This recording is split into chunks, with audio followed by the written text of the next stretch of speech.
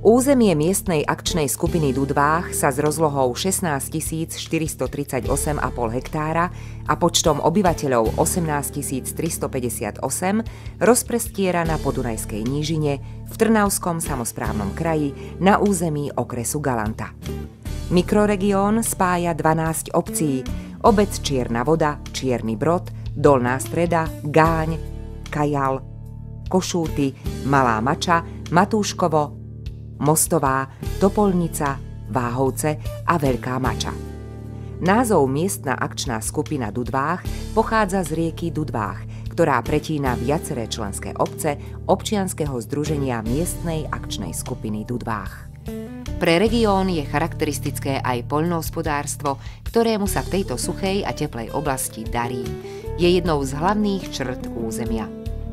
Kultúrne pamiatky, prírodné danosti, tradícia pestovania obilnín, olejnín, ovocia a zeleniny sú hlavné oblasti, kde pracovití, podnikaví a tvoriví miestni ľudia realizujú svoje činnosti. Značka Regionálny produkt Malodunajsko-Galantsko, štilizovaná do tvaru mlynského kolesa, symbolizuje poľnohospodársky ráz regiónov, kde pestovanie obilia a mlynárske remeslo na miestnych vodných tokoch boli úzko späté a v území mali svoju tradíciu.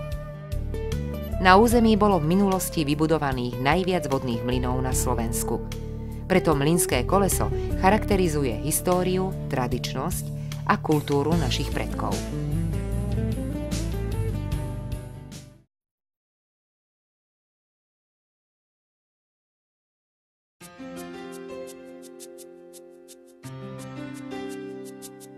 Od roku 1999 sa okrem iného špecializujeme na pestovanie supersladkých odrôd kukurice cukrovej.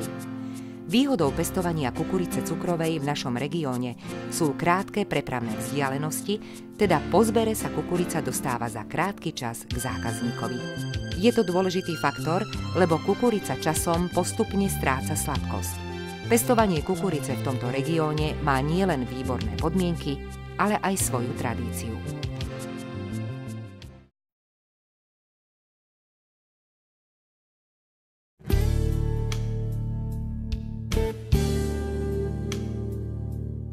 Moja rodina sa pestovaním obilia a zeleniny zaoberá už od 30. rokov 20. storočia. Môj otec začal svoju poľnohospodársku činnosť v roku 1991 a v roku 2004 som začal aj ja ako samostatne hospodáriaci roľník. Špecializujem sa na rôzne druhy paprík, ale pestujem aj uhorky, melóny, cesnak, paradajky a hlávkovú zeleninu.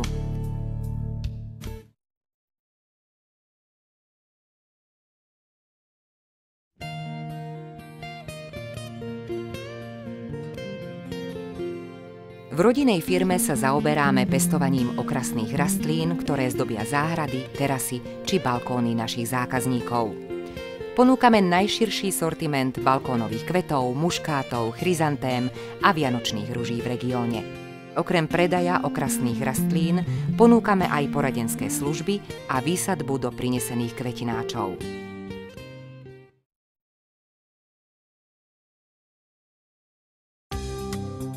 V našej spoločnosti sme sa v roku 1999 rozhodli nadviazať na vyše 50-ročnú tradíciu chovu vodnej hydiny v Kráľovom Brode.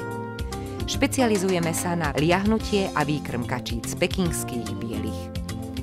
Ich výkrm sa uskutočňuje prirodzeným tradičným spôsobom, kukuricou a pšenicou dopestovanou na našej farme. Okrem toho máme založený aj ovocný sad, kde pestujeme broskyne a jablká rôzneho druhu.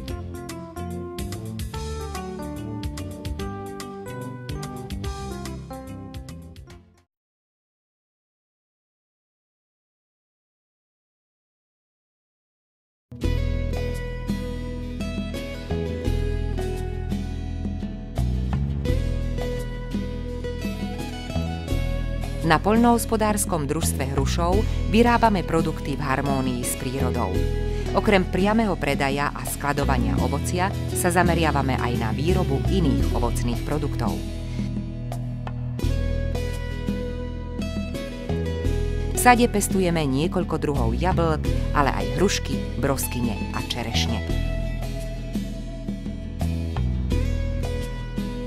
čerstvých jablk a broskýň vyrábame 100% šťavy a nektáre, ktoré obľubujú aj naši najmenší spotrebitelia. Tým starším ponúkame zase 52% domácu pálenku, hruškovicu, jablkovicu a čerešňovicu. Na svoje si prídu tiež gazdiné pri zaváraní a pečení dobrôt pre svoje rodiny.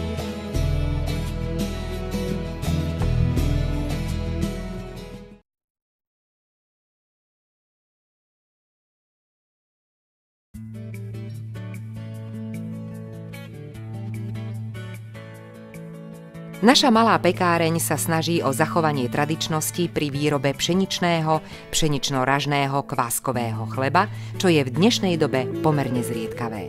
Pekáreň bola založená v roku 2001. Radi skúšame recepty našich predkov, ako rôzne kysnuté, plnené koláče, pekárske výrobky vyrábame remeselnou výrobou, ručným spracovaním cesta, čím sa zabezpečuje čerstvosť a trvanlivosť výrobku.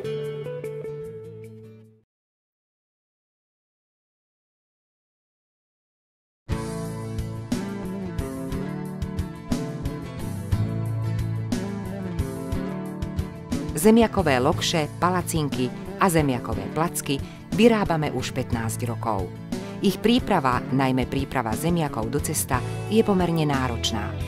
Preto sme sa rozhodli ponúknuť zákazníkom hotový upečený produkt, ktorý stačí doma zohriať a naplniť podľa vlastných predstav. Tieto výrobky vyrábame klasickým spôsobom. Lokše vaľkáme ručne a pečieme ich na platni tak, ako to robievali kedysi gazdinky doma. Korpus placiek je tenší a môžu sa plniť napríklad syrom, zeleninou, soté a preložiť. Pre milovníkov sladkého ponúkame chutné palacinky.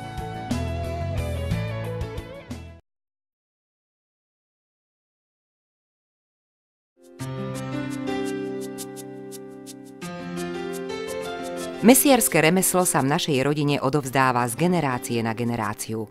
Zameriavame sa v prvom rade na výrobu klasických údených mies, ktoré majú typickú a nezameniteľnú chuť aj vôňu. Labužníci domácej kuchyne určite ocenia zabíjačkové špeciality ako jaternice, krvavničky, tlačenka, klobásky rôznych druhov či oškvarky. Výborná je tiež domáca pečeňová paštéta a lanšmit.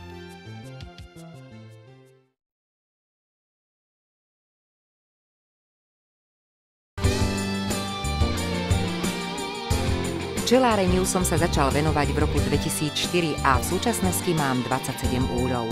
V ponuke mám niekoľko druhov medov ako kvetový, agátový, repkový, slnečnicový či lesný. Z kvetového medu vyrábam pastovaný med. Med ponúkam v klasických sklenených pohároch a v rôznych darčekových baleniach.